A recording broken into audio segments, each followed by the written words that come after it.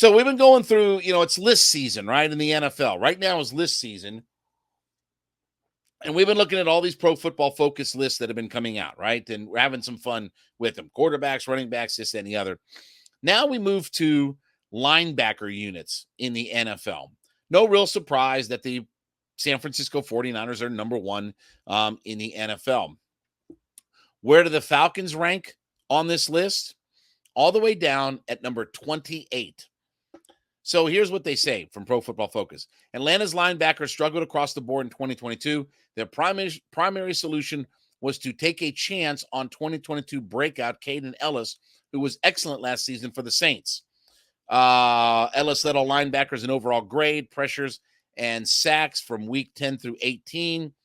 They also say several young players are competing for time. Mykal Walker, he had a 58.7 grade overall in his first year as a starter. He shows flashes in coverage, but is evidenced by his 2 interceptions and 4 pass breakups, but he needs to find consistency.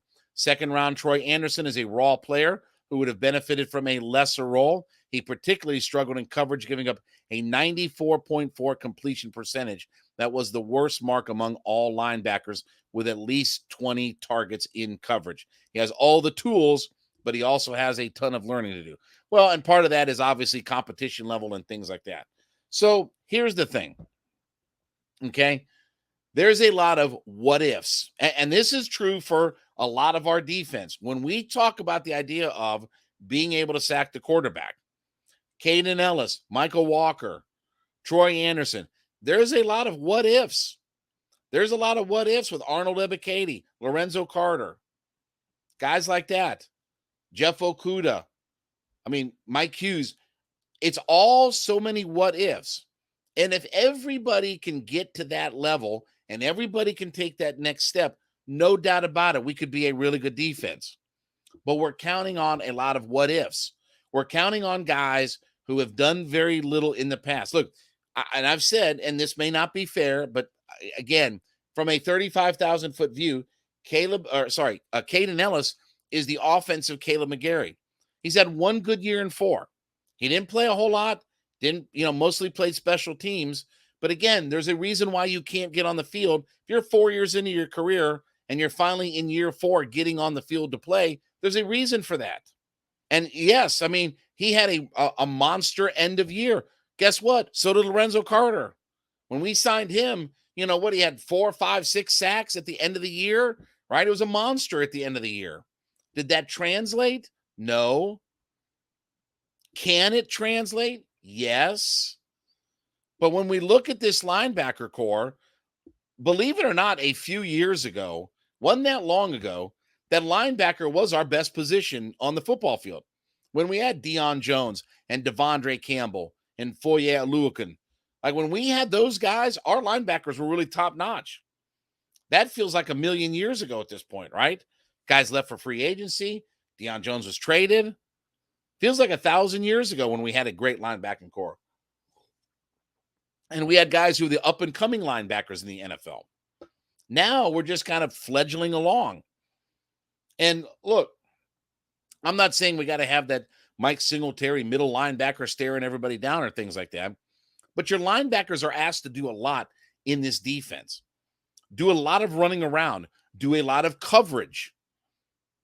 Troy Andersen, Mykal Walker. Like those guys are involved in a lot of coverages. Because again, what have I said before? This is not 1978. It's not 2 guys out in a pattern and maybe a tight end that floats out, and that's all you got. Now you have 4 or 5 guys everywhere running all over the field. You have to have your linebackers covered. Even if you're in nickel and dime packages, you have to have your linebackers that help out in coverage. Because guys are going everywhere. Running backs going here. You